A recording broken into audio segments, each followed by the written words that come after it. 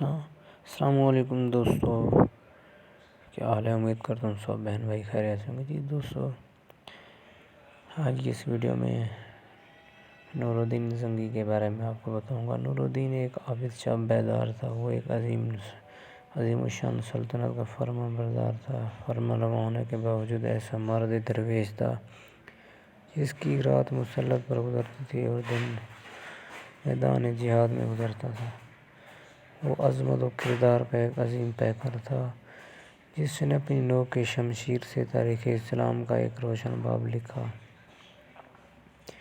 سلطان نور الدین رات کا بیشتر حصہ عبادت اور مناجات میں گزارتا تھا۔ اس کا معمول تھا کہ نماز عشاء کے بعد بکثرت نوافل پڑھتا اور پھر رسول اللہ صلی اللہ علیہ وسلم پر سینکڑوں مرتبہ درود بھیجتا۔ تھوڑی دیر کے لیے بستر پر لیٹ جاتا اور چند ساعتوں کے بعد پھر نماز تہجد کے لیے اٹھ کھڑا ہوتا اور صبح تک نہایت خشوع و خضوع کے ساتھ عبادت میں مشغول رہتا۔ ایک شب وہ اوراد و وظائف سے فارغ ہو کر بستر پر لیٹا تو خواب میں 3 مرتبہ رسول اللہ صلی اللہ علیہ وسلم کی زیارت نصیب ہوئی۔ بعض روایتوں میں سلطان نے متواتر 3 رات حضور صلی اللہ علیہ وسلم کو خواب میں دیکھا۔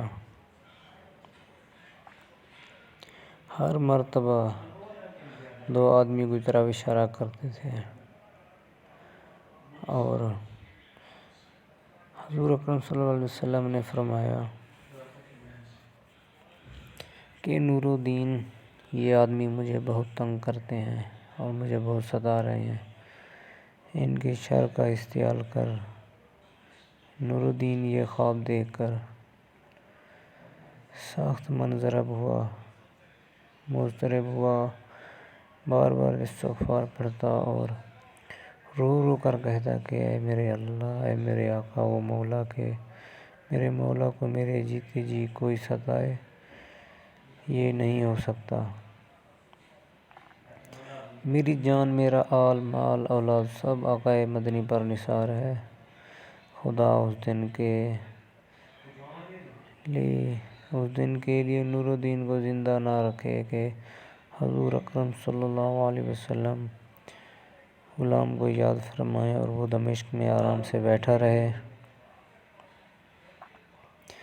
سلطان نور الدین زنگی بے چین ہو گیا اور اسے یقین ہو گیا کہ مدینہ منورہ میں ضرور کوئی ایسا ناشدنی واقعہ ہوا ہے جس سے سرور کون و مکان صلی اللہ علیہ وسلم کی روح اقدس کو تکلیف پہنچی ہے۔ خواب سے بیدار ہوتے ہی اس نے 20 اعیان دولت کو ساتھ لیا اور بہت سا خزانہ گھوڑوں پر لدوا کر مدینہ منورہ کی طرف روانہ ہو گیا۔ اہل دمشق سلطان کے یکایک صارف سفر ہونے سے بہت حیران ہوئے، لیکن کسی کو معلوم نہ تھا کہ اصلی بات کیا ہے۔ دمشق سے مدینہ منورہ پہنچنے میں عام طور پر 20 سے 25 دن لگتے تھے، لیکن یہ فاصلہ نہایت تیز رفتاری کے ساتھ طے کیا گیا اور 16ویں دن مدینہ منورہ جا پہنچے۔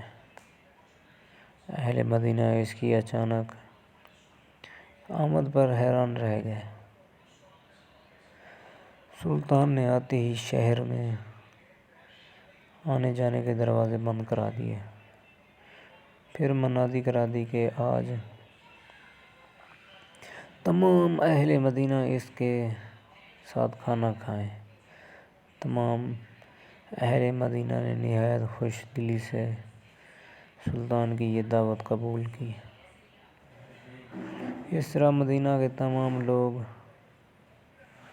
سلطان کی نظر سے گزر گئے، لیکن ان میں وہ آدمی نہیں تھے جن کی شکلیں اسے خواب میں دکھائی گئی تھیں۔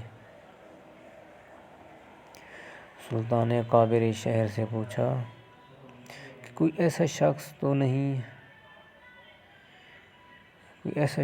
باقی نہیں رہا جو کسی وجہ سے دعوت میں شریک نہ ہو سکا ہو۔ انہوں نے عرض کی، اے اہل مدینہ میں تو کوئی شخص ایسا نہیں رہا جو دعوت میں شریک نہ ہوا ہو، البتہ دو خدا رسیدہ مغربی زیر جو مدت سے یہاں مقیم ہیں نہیں آئے۔ یہ دونوں بزرگ عبادت میں مشغول رہتے ہیں،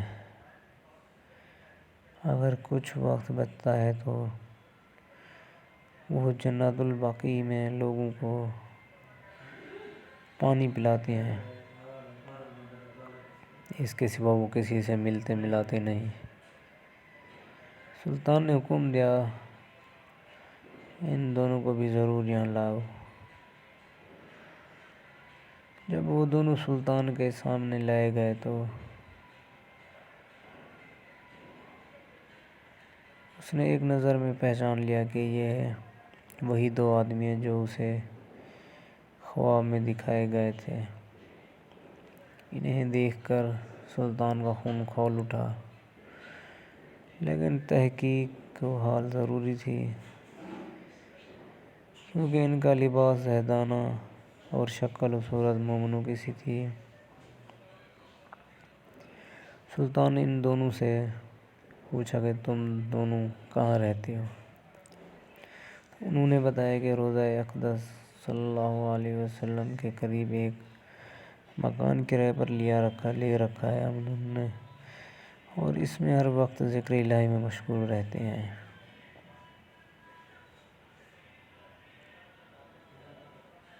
جی دوستو، اب تک یہاں تک ویڈیو ختم۔ جی دوستو، دوسرا پارٹ نیکسٹ ویڈیو میں دکھائیں گے۔ جی دوستو، اگر آپ اس چینل پر نئے ہیں تو چینل کو ضرور سبسکرائب کریں اور ویڈیو لازمی دیکھیں۔